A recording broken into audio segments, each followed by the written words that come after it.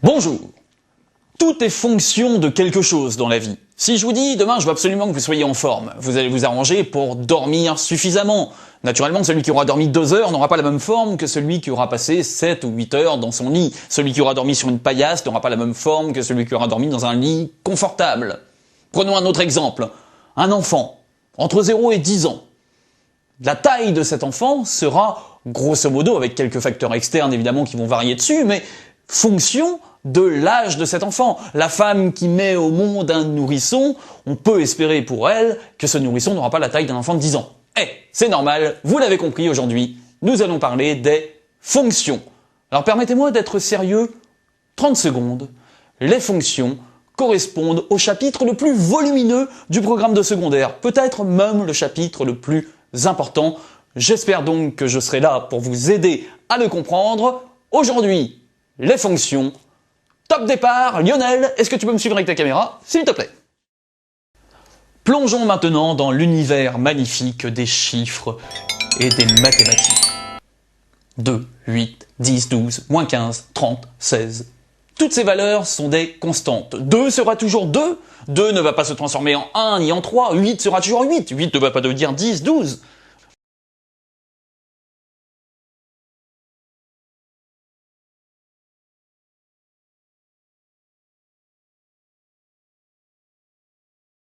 Nous parlons en mathématiques, pour toutes ces valeurs, de valeurs constantes. Nous allons maintenant introduire une variable, c'est-à-dire que nous allons faire varier ces chiffres constants grâce, justement, je viens de le dire, à la variable x. Qu'est-ce que la variable x? Explication. Prenons un exemple. Et je vais vous demander de vous concentrer sur cet exemple parce qu'il va nous suivre pendant la première partie de ce cours. Imaginez que vous décidez d'aller à la piscine. Vous allez dans cette piscine et on vous dit « Vous payerez à la fin de l'année, ne vous inquiétez pas ». Alors vous vous inscrivez et vous payez uniquement à la fin de l'année. C'est très important ça, il faut bien le retenir, on ne paye qu'à la fin de l'année. Si vous êtes allé une fois à la piscine, sachant que le prix de la piscine est de 5 €, c'est un peu cher, vous payerez une fois 5 €. Vous n'êtes allé qu'une seule fois à la piscine. Si vous allez 2 fois à la piscine, eh bien vous payerez à la fin de l'année 2 fois 5 €, 2 fois 5, 10 €. Si vous allez 10 fois à la piscine, vous payerez 10 fois 5 €, 10 fois 5, 50, vous payerez 50 €. Généralisons tout ça. Si vous allez X fois à la piscine, c'est-à-dire qu'on ne sait pas vraiment encore combien de fois vous irez à la piscine, nous ne sommes pas devins. Vous ne pouvez pas tout prévoir dès le début, il y aura peut-être des imprévus. On va dire que vous irez, d'une façon générale, un nombre X fois à la piscine. Vous payerez donc, à la fin de l'année, X fois 5 € ou 5 fois X €. Nous tenons ici notre première expression mathématique, 5 fois X €, 5X €, l'expression 5X. Reprenons tout ça. Notre fonction est donc, nous reprenons ici notre expression, f de x égale 5x. Voilà. Rangeons tout ça dans un tableau. Je vais mettre ici les valeurs de x et ici les valeurs de notre fonction f de x. Si vous allez une fois à la piscine, vous payerez donc une fois 5 €, donc 5 €. Si vous allez 2 fois à la piscine, eh bien notre fonction de x sera égale à 5 fois 2 tout simplement, c'est-à-dire 10, vous payerez 10 €.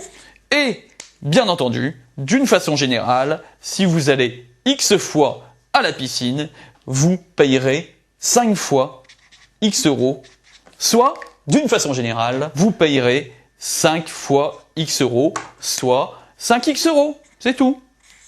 C'est pas plus compliqué que ça. Tout simple. Les chiffres peuvent se mélanger à la variable x et réciproquement, la variable x peut se mélanger aux chiffres. Tout cela pour dire que nous avons des fonctions très variées. Nous pouvons avoir une fonction f de x du type 5x plus 2, pourquoi pas. Nous pouvons avoir une fonction f de x avec une racine carrée de 8x moins 7. Nous pouvons avoir une fonction de x sous la forme inverse. Vous connaissez cette fameuse forme inverse, 1 sur x, f de x est égal à 1 sur x. Nous avons également une forme f de x représentée avec un quotient, pourquoi pas, 4x au carré moins 7x plus 2, je mets n'importe quoi, divisé par 4x moins 8, etc., etc. Nous avons également des fonctions carrées. f de x est égal à 7x plus 7 au carré.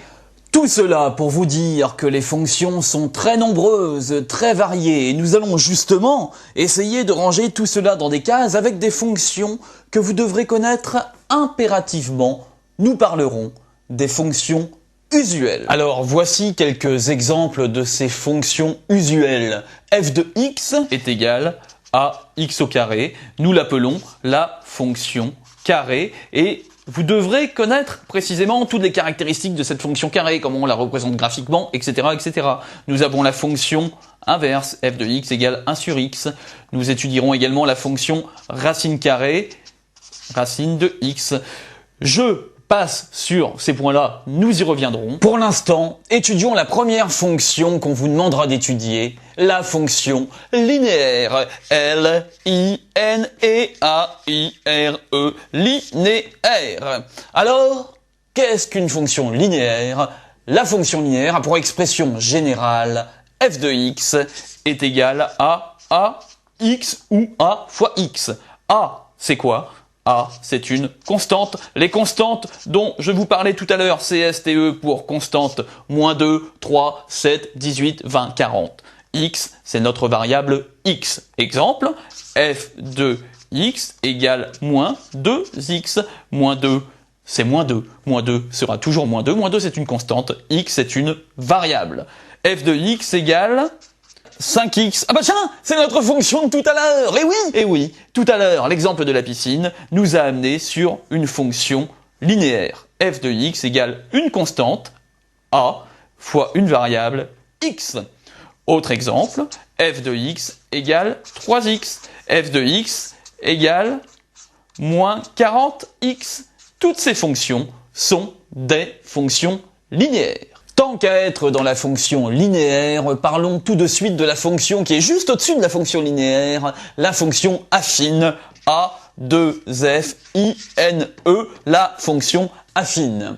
Alors, pour parler de la fonction affine, permettez-moi de reprendre l'exemple de la piscine. Vous arrivez à la piscine et finalement la dame vous dit « Oui, mais nous avons une deuxième solution. Au lieu de payer chacune de vos séances à 5 €, nous vous proposons de vous faire payer la séance à 2 € à une condition. Il vous faut payer à la fin de l'année un abonnement qui sera égal à 15 €. Ça veut dire quoi? Eh bien, ça veut dire que si vous allez une fois à la piscine, vous payerez une fois 2 € à la fin de l'année, plus les 15 € d'abonnement. Si vous allez 3 fois à la piscine, vous payerez 3 fois 2 €, plus les 15 € d'abonnement. Nous avons ici donc 2 plus 15, 17 €, et nous avons ici 3 fois 2, 6 plus 15, 21 €. Si vous allez X fois à la piscine, vous payerez X fois 2 € plus les 15 € d'abonnement, soit 2X plus 15. Nous avons ici une fonction affine 2X plus 15 AX plus B. Alors, quelle est l'expression générale de la fonction affine? Eh bien, on le voit, une constante par une variable plus une constante. L'expression générale d'une fonction affine est f de x est égal à ax plus b. A, constante, b, constante. 2x plus 15. Autre exemple, f de x égale moins 16x moins 30. Moins 30 est une constante. Moins 16 est une constante. Moins 16x plus moins 30, moins 16x, moins 30, etc., etc.